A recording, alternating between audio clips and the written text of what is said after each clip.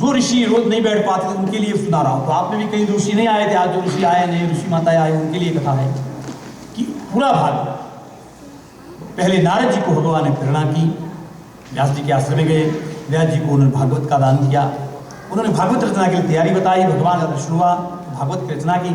तो पहले उन्होंने परीक्षित जन्म के लिए थोड़ी महाभारत की कथा बताई कि पांडवों के पुत्र को अश्वत्थामा ने मार दिया,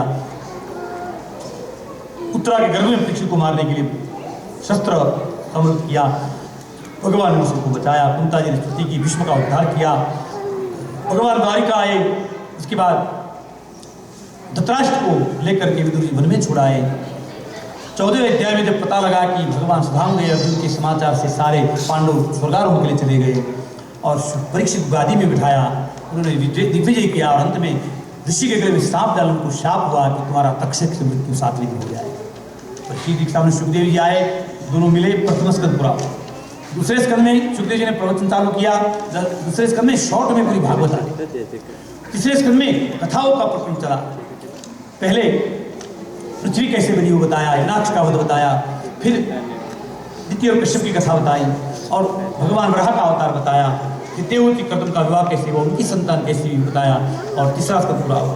चौथे स्कंद में मनु महाराज के 2 पुत्र प्रेम उत्तानपाद की कथा बताई, उत्तानपाद के ध्रुव हुए, ध्रुव को गोद में नहीं बैठते जो दुखी हो गए, वन में गए भगवान प्राप्त करके, पृथु हुए प्राचीन वाली प्रचेता का कथा करके चौथा स्कंद पूरा किया। 5वें स्कंद में खगोल भूगोल का वर्णन, पहले राजा रघुकुल और भरत जी का मिलन हुआ, 11 की कथा हुई, फिर खगोल भूगोल का वर्णन करके नरकों की कथा करके 5वां स्कंद विराम किया। 6ठे स्कंद में पहले शुरुआत की कथा जो है वो वृत्रासुर नाम का राक्षस को वरदान मांगता है कि मैं किसी न मरूं, खाली देवताओं ऋषियों की हड्डी से मरूं। उसने बहुत जबरदस्त युद्ध किया, आखिर में उसको मारा, भगवान ने प्रेरणा दी, दधीचि को उन्होंने हड्डी दी, उसका उद्धार हुआ। अंत में जब 6वां स्कंद आगे बढ़ता है तो अंत के प्रकरणों में जो प्रकरण मिनतों की कथा है कि 49 मायु प्रकट हुए, क्योंकि दीति ने व्रत लिया लेकिन दूसरे को मारने की कोशिश की। 7वें स्कंद में प्रहलाद जी का कथा हुआ, नरसिंह भगवान प्रकट होकर प्रहलाद को बचाते, वर्ण धर्म अष्टम धर्म की कथा बताई, 7वां स्कंद पूरा किया। 8वें स्कंद में गजेंद्र मोक्ष किया भगवान ने, फिर समुद्र मंथन ने अमृत निकाल के देवताओं को पिलाया और वामन जी ने प्रकट कर 3 चरण पृथ्वी मांगकर बलि को बंधन में डाल दिया, मत्स्यावतार कथा कर 8वां स्कंद पूरा किया। 9वें स्कंद में शुरुआत में श्री अम्बरीश जी की कथा बताई और आगे सगर गंगा अवतरण सब सूर्यवंशी राजाओं का प्रकरण बताया, उसमें राम जी का प्रकट बताया और पीछे चंद्रवंश की कथा बताई, उनमें भगवान प्रकट हो गए, कहते 9वें स्कंद पूरा किया। 10वें स्कंद में भगवान तीसरे अध्याय प्रकट हुए, फिर मथुरा से वृंदावन गए, मुकुल में नंद बाबा का मनुष्य हुआ, पुत्रा का उद्धार, तृणावर्त का, शुक्रासुर का, अनेक असुरों का उद्धार किया, वहाँ की लीला करके भगवान वत्सासुर बने, फिर वत्सपाल बने, वत्सासुर को मारा, फिर भगवान गोपाल बने, धनुकासुर को मारा, कालीनाथ को मारा, फिर शरद वर्णन वृषावरण करके वेणु गीत सुनाया, चिरहरण करके गोपियों का आवरण दूर किया, यज्ञपति और अनुग्रह किया और 24 से 27 अध्याय में गोवर्धन को भगवान धारण किया और वरुण विजय किया। 29 से 33 तक 5 अध्याय में रास की कथा सुनाई। उसके बाद केशी विमासुर जी को मारा और भगवान मथुरा चले गए, अक्रूर को ले गए, वहाँ उन्होंने कंस का उद्धार किया। उसके बाद भगवान ने संदेश देने के लिए अपने उद्धव को भेजा, गोपी और उद्धव का दिव्य संवाद आया, वो कथा हमने कल सुनी। उसके बाद आगे के प्रसंगों में भगवान उत्तरार्ध में जरासंध का उद्धार करते हैं, उसके लड़ने के लिए बार बार आता, भगवान द्वारिका का निर्माण करते हैं, फिर भगवान के बलभद्र का विवाह, फिर भगवान का रुक्मिणी से विवाह, फिर 7 विवाह और हुआ, 16,000 कन्याओं से ब्रह्मास्त्र से छुड़ाया, उनके साथ विवाह किया। उसके बाद भगवान का नित्य कर्म, भगवान के नारद का दर्शन, शिशुपाल का वध, अंतपुत्र का वध, तीर्थ यात्रा, सुदामा का चरित्र और भस्मासुर बकासुर आदि कथा करके 90 अध्याय का 10वां स्कंद पूरा किया। 11वें स्कंद में शुरुआत में यादवों को शाप हुआ दुर्वासा जी का, उसके बाद वसुदेव और नारद जी के नवयुग निमि की कथा आई, शांति प्राप्ति का उपाय बताया। उद्धव भगवान के संवाद में 24 गुरु की कथा दत्त और यदु के माध्यम से सुनाई, बंध मोक्ष की कथा बताई। इसके बाद सिद्धियों का वर्णन बताया, विभूति योग का वर्णन किया, तत्वों की संख्या बताई, तितिक्षु ब्राह्मण धन के लिए कैसे दुखी हुआ उसकी कथा बताई, एल राजा स्त्री में कैसे फंसे उसकी कथा बताई और अंत में यदुकुल सुमार भगवान सुदाम को 11वां स्कंद पूरा हुआ।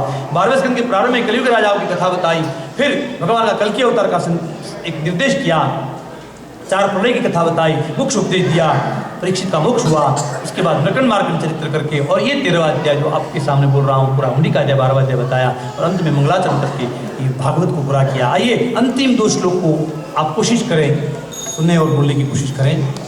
भवे भवे यथा भक्ते, भवे भवे यथा भक्ते, पादयोस्तव जायते, पादयोस्तव जायते, तथा कुरुष्व देवेश, तथा कुरुष्व देवेश, नाथस्तं नो यतः प्रभो, नाथस्तं नो यतः प्रभो, नाम संकीर्तनं यस्य, नाम संकीर्तनं यस्य, सर्वपाप प्रणाशनं, सर्वपापप्रणाशनं, प्रणामो दुःखशमनस्तं, प्रणमामो दुःखशमनस्तं, नमामि हरिं परं, नमामि हरिं परं, नमामि हरिं परं। नमामि हरि। जय जय श्रीमद्भागवत महापुराणे पारमश्याम संहितायां द्वादशस्कन्ध परिपूर्णं कायेन वाचा मनसेन्द्रियैर्वा बुद्ध्यात्मना वा प्रकृते स्वभावात् करोमि यद्यत् सकलं परस्मै नारायणायेति समर्पयामि, सदा शिवायेति समर्पयामि। आप मेरे साथ 3 बार हरे नमः बोलेंगे। पहले मैं बोलूंगा, बाद आप हाथ उठा करके ओम हरये नमः, ओम हरये नमः, ओम हरये नमः, ओम हरये नमः, ओम हरये नमः, ओम हरये नमः। भगवत कृपा से आज भागवती संपन्न हो रही है, पूरी हो रही है। जब कथा पूरी होती है तो कथाकार को ऐसा अनुभव होता है जैसे वो विमान उड़ाकर पायलट नीचे कुशल क्षेम उतर जाता है, एक जिम्मेवारी होती है पूरी। तो भगवत कृपा से आज पूरी हुई। बहुत दिन की इच्छा आज कथा करने की थी, भगवान ने पूरी की।